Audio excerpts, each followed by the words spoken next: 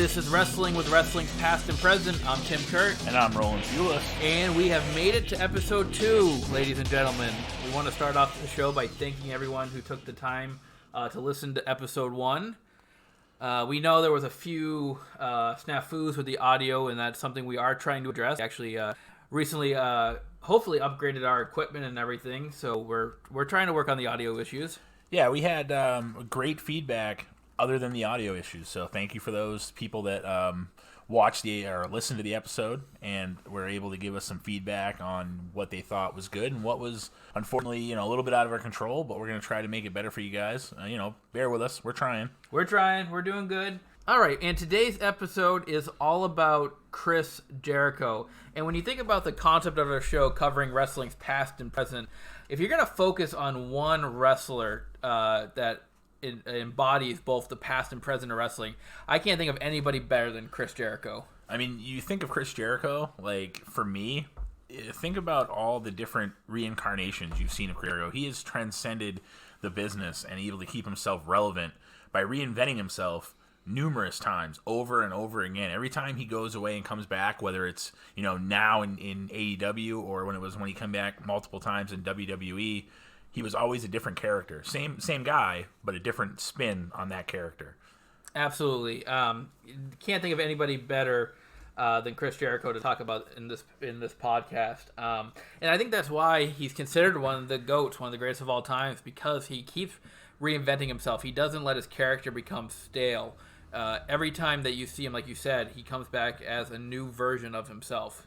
With that being said, we feel like if we were to cover both Chris Jericho in the past and present this week, it would make for a very long episode. So we feel it is best to split this up into 2 parts, where today will be part 1, the past, and next week's episode will be part 2, being Chris Jericho in the present.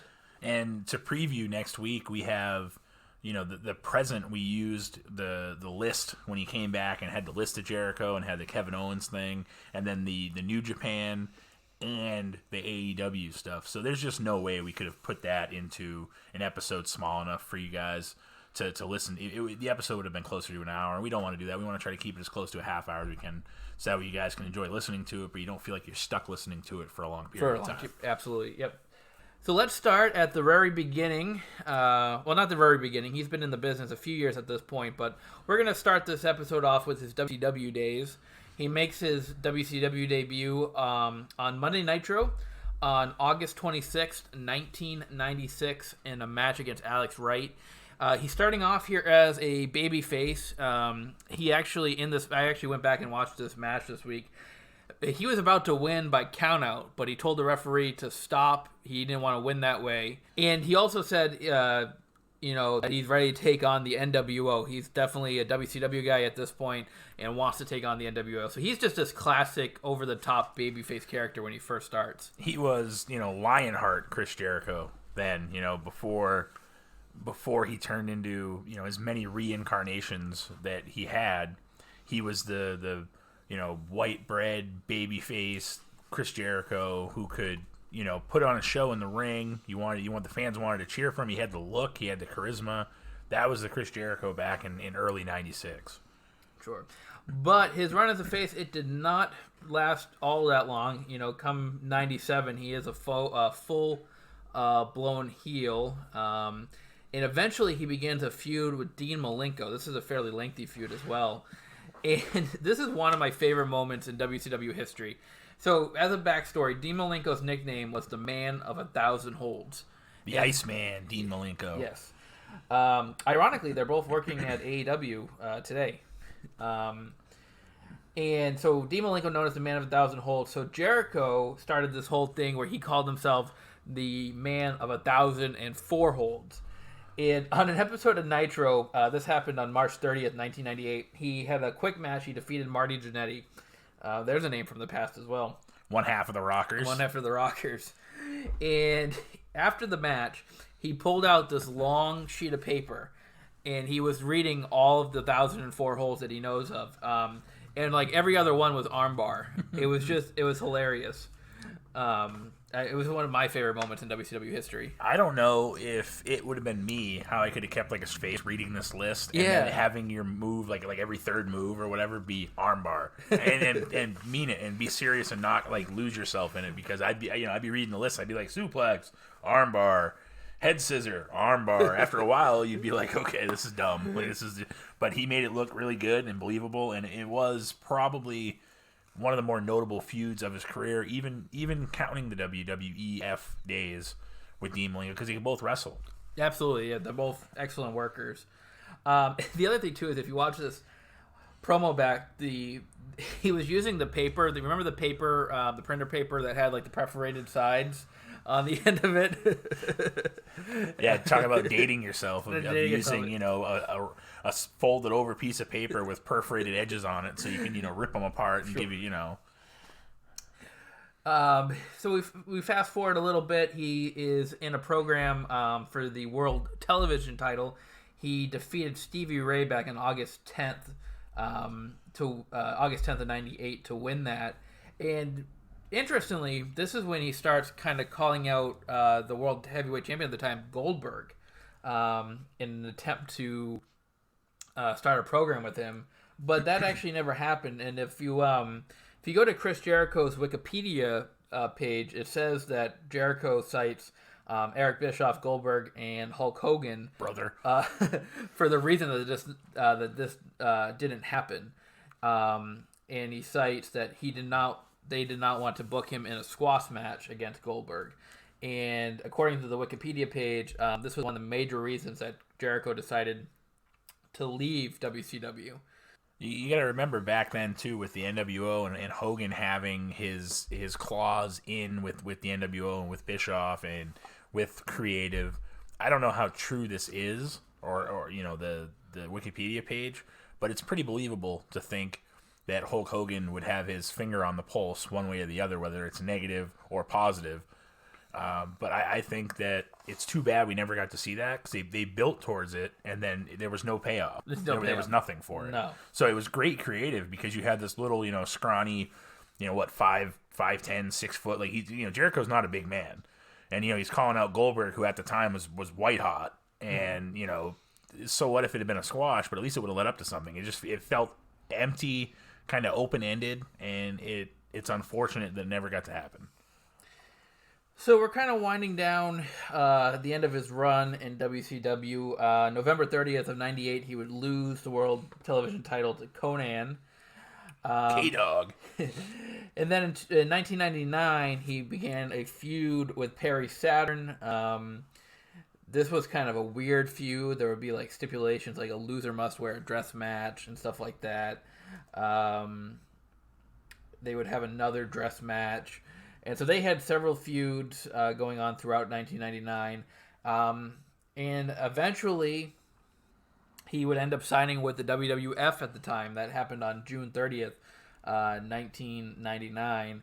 And so his final match in WCW came at a house show where he and Eddie Guerrero lost to Billy Kidman and Rey Mysterio in a tag match. So that kind of winds down his career in WCW.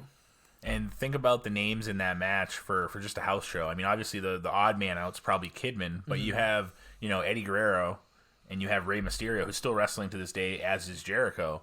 And I'm sure if Eddie were still with us, he'd still be going or have something to do with the business. So it's amazing to think of the talent they had in WCW that they kind of squandered. They gave up, they had the lead on WWF for 83 weeks, and they had so much talent. So it's amazing to go back and read some of the names, and I feel like Jericho leaving leaving WCW at this time kind of led to that snowballing. Mm-hmm. It wasn't really the big jump of the Radicals when they jumped, but I think this is a big turn for WWE and a big fall for WCW. Yeah, WWE or F at the time, they definitely. You can almost say they used WCW as a developmental territory. They were the original NXT. Yes, absolutely. Or FCW. So, Chris Jericho, we're going to talk now about his debut with the WWF at the time. First of all, I think they set up his debut in a really cool way with, you remember, the Millennial Clock. Yeah.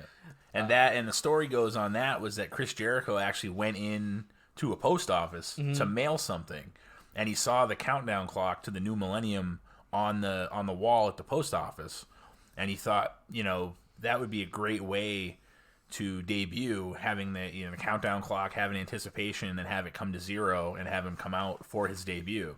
So ironically enough, you think of the Y2K craze that everybody had back in 2000, worried about computers shutting down and all that stuff.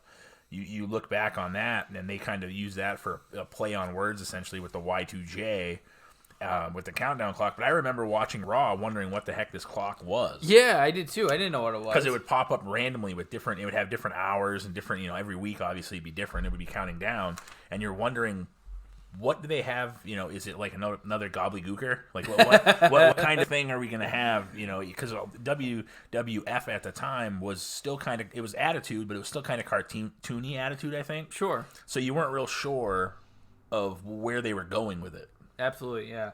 Well, luckily nobody came out of an egg when the thank God. Thank God when the clock hit. It was Chris Jericho. So this happened on an episode of Raw, August 9th of '99. He interrupted The Rock, who was in the ring cutting a promo on The Big Show.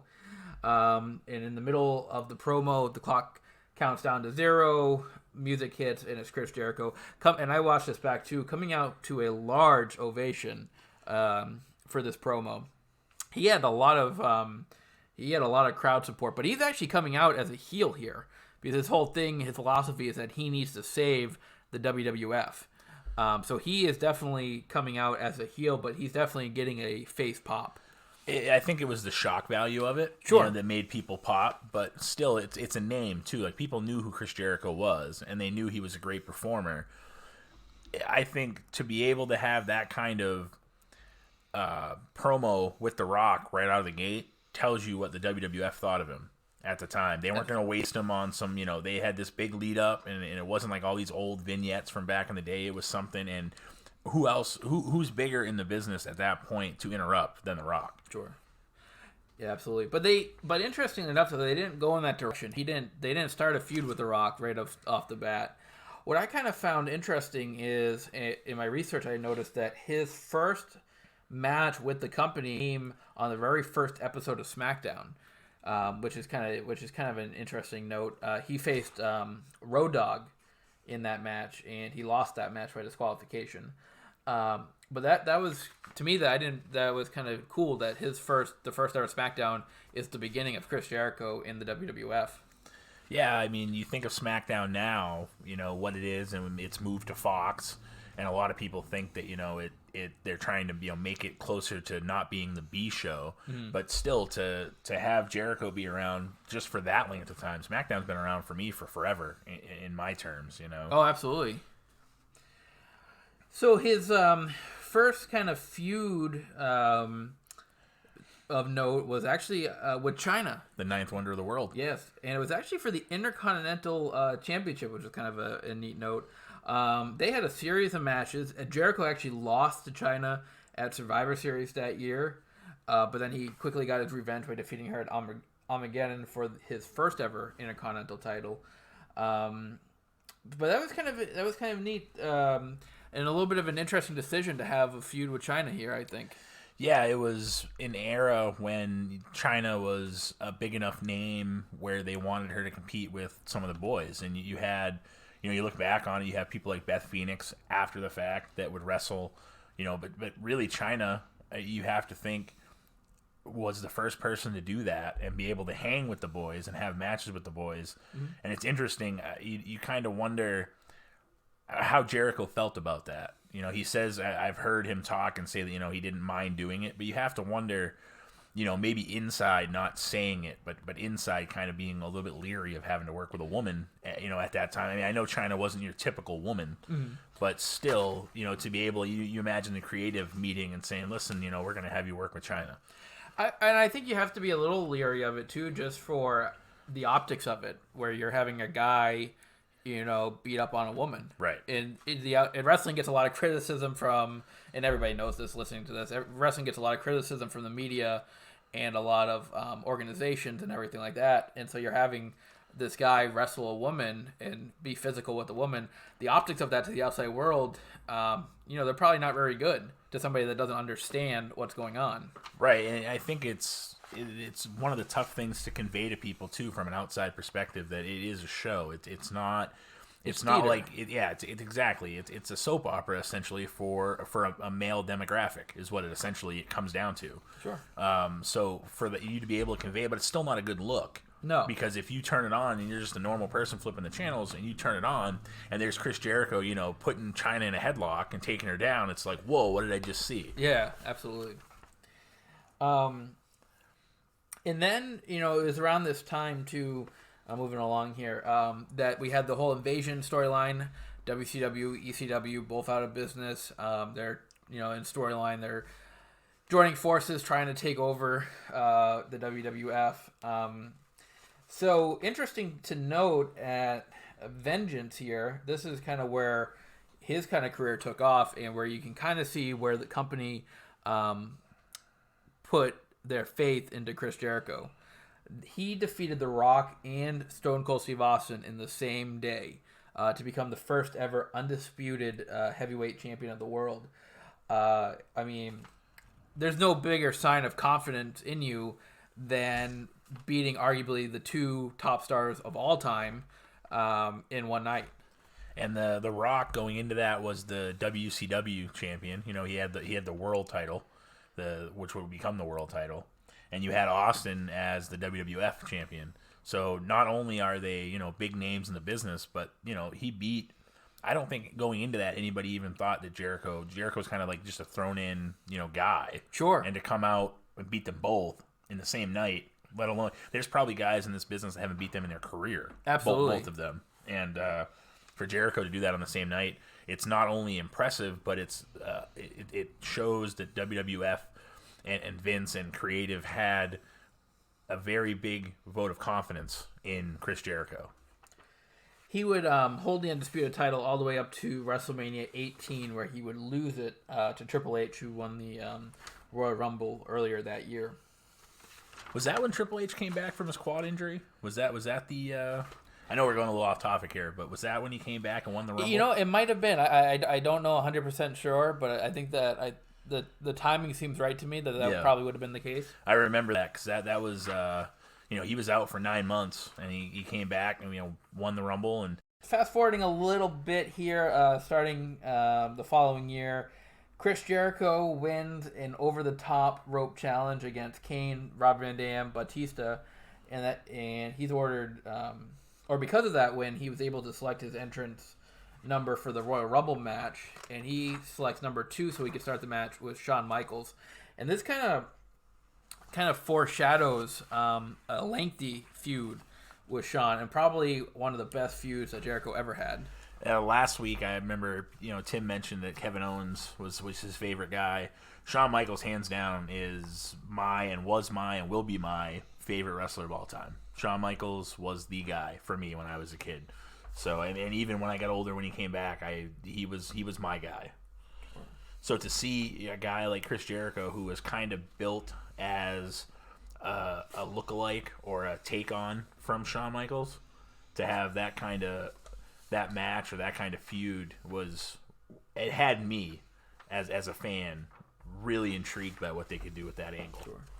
And so then a couple years later, they're still having the feud. There was an episode back in 2007 where Jericho is hosting the highlight reel and he's interviewing Michaels. So this 2007 feud, it came after a 2-year hiatus from Chris Jericho too. He came back in September of 2007. And they started doing the cryptic binary code, save us type. You'd see it come up on the screen, and that was kind of he came in thinking he was like a savior again, but it was a different type of savior, supposedly like saving the WWE from the people that had been there, like Shawn Michaels, and taking them in a new direction, I think. So it was still like a play on the save us thing, sure, but a little bit different, where he picked up his feud again, resumed his feud with Shawn Michaels, and was from that episode, where he puts Shawn's head through the Jericon 6000. Yeah, and kind of trying to get everybody to stop following Shawn Michaels because he wasn't who he said he was. They said that Shawn was born again and all this stuff, and that he wasn't.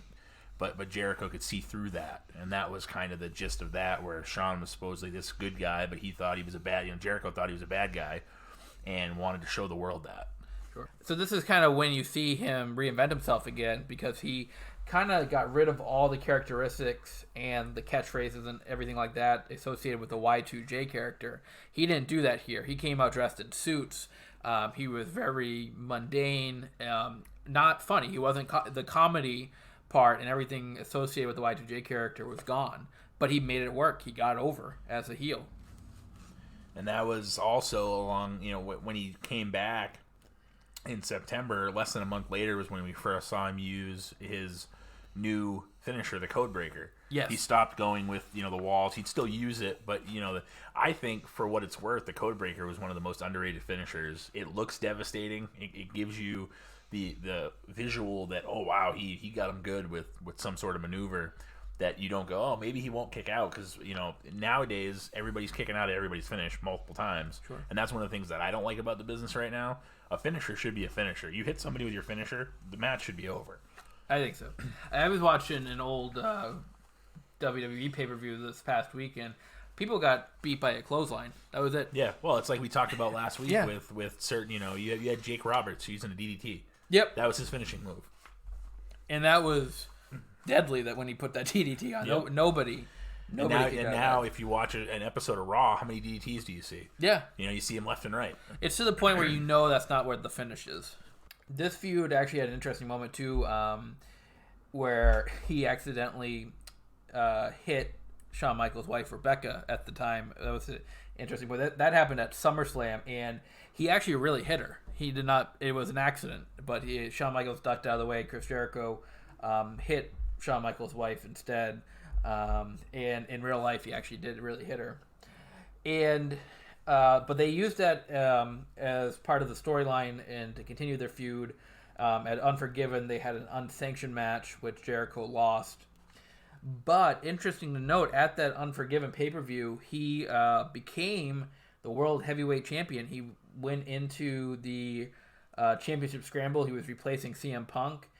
He defeated Batista, JBL, Kane, and Rey Mysterio. So he became, even though he lost to Shawn Michaels, it was a good night for Jericho because he ended up winning the World Heavyweight title.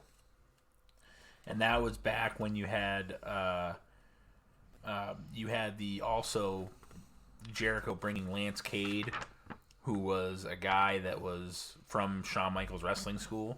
He brought him in to help him. Sure. So they were definitely using, they used Shawn's wife. They were using Lance Cade, people that were in Shawn's personal life and past to try to get Jericho over as a heel and create that heat, and it seemed to work. Yeah, so he would kind of go back and forth with the title here for a little bit. He would lose the title to Batista at Cyber Sunday, but then he would win it back about a week later, defeating Batista to win back the title in a steel cage match. And then he would eventually lose it to John Cena. Who didn't lose to John Cena? No, who didn't lose to John Cena?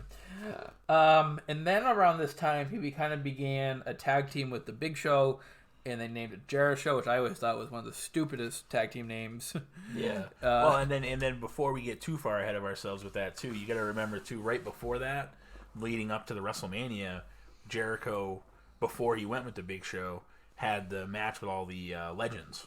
Oh, that's right. He had Steamboat and Piper and Snuka and Ric Flair, and were all involved in that. So that was that WrestleMania that year was Jericho against the three veteran legends with Flair in his corner, or in their corner rather. Yeah. And it was kind of like they didn't know what they wanted to do with Chris Jericho. Yeah. So they just kind of, we'll put him on WrestleMania and we'll have him fight Snuka. Well, there was two things I want to make note of that. First of all, Steamboat could still go in that match. And they actually ended up having a singles match at Backlash, I believe, that year. Jericho won, but again, Steamboat really could go still.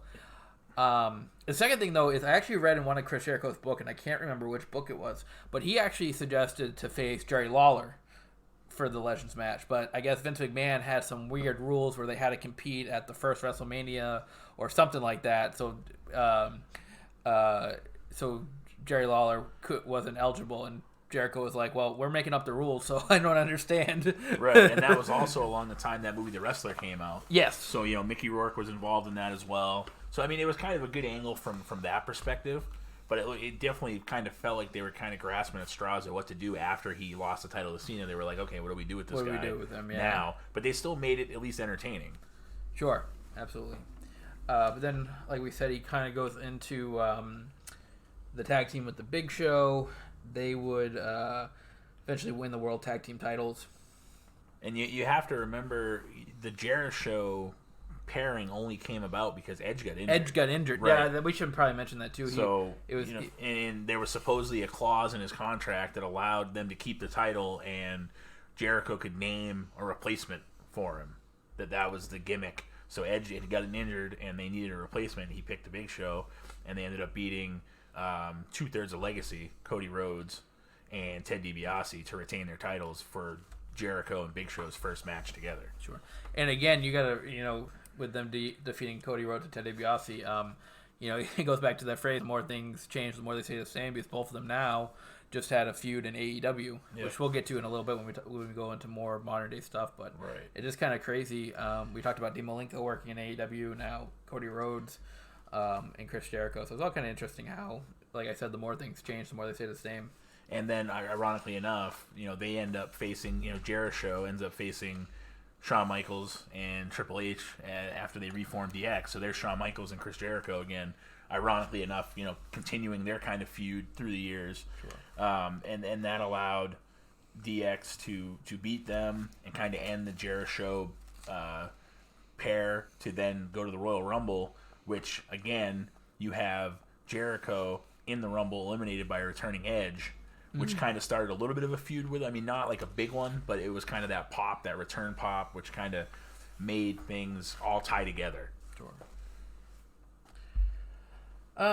Fast forward a little bit here. This is kind of, now we're starting getting into where Jericho would take more and more breaks throughout. Right. I guess this technically would be his second return. Technically after his second hiatus. So 2011, he kind of begins this feud with CM Punk. And this kind of got really personal. He would dump alcohol and stuff during the matches. Yeah, and for people that don't know, CM Punk his gimmick was the straight edge, gimmick, and that wasn't just a gimmick. He lived that. He was and is a straight edge. He doesn't do drugs. He doesn't drink, and some of that was due to seeing his alcoholic father, when he was younger, struggle and what it did to him. Mm-hmm. So that was definitely.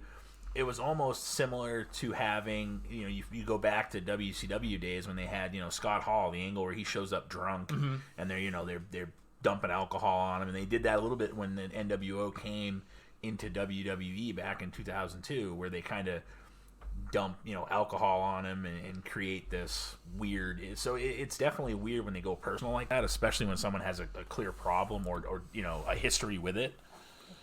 But it does make for a good feud, I think. Correct. Yeah, no, it definitely made it seem personal because it was. It was. It was real. It's adding real element to wrestling. This would all culminate into a match against, between Jericho and Punk at Extreme Rules, and Jericho would lose to Punk in a Chicago street fight. And then, he entered into this weird feud with Fandango, and was actually defeated by Fandango at WrestleMania 29. And that's the last we're going to see of Chris Jericho in wrestling for a while. Yeah, I think really for, past and present, I think this is kind of where we have to wrap up the past. I think so, yeah. But it also makes you wonder, when he goes away, and this is now the third time he's gone away, you wonder if he's coming back, when he's coming back. Mm-hmm. And he always goes away just enough where some people just forget about him. Yeah. And then he just shows up, and it is a shock. It is a shock. When he goes away, like his first hiatus was like 2 years. And he was just gone. Yeah. And then he just shows up, and a lot of that he was working with Fozzy and doing stuff like that and everything. But it makes you wonder what could have been. Maybe that's some of the reason why we still have a present, that he did take those breaks. I don't know. Sure. So I think after, going through all that, I think this is where we have to kind of call it the end of the past and then, focus on the present for next week's episode, I believe. Yeah, absolutely. I think this is a good stopping point as far as Chris Jericho in the past goes. Like we said in the beginning, this is going to be a two-parter. Next week we'll focus all about Chris Jericho in the present. Just to reiterate, starting from the list of Jericho all the way up to now in the AEW days. So that's going to do it for part one of Chris Jericho. Again, thank you all for listening. We hope that the audio issues have kind of resolved itself a little bit. Again, we are working on it. We are trying to get better, and our goal is to get better every week. And just bear with us. We're trying to make a good product for you guys. Thank you for joining us on our adventure here for episode 2, part 1 of Chris Jericho. All right, and we will talk to you guys next week. This has been Wrestling with Wrestling's Past and Present.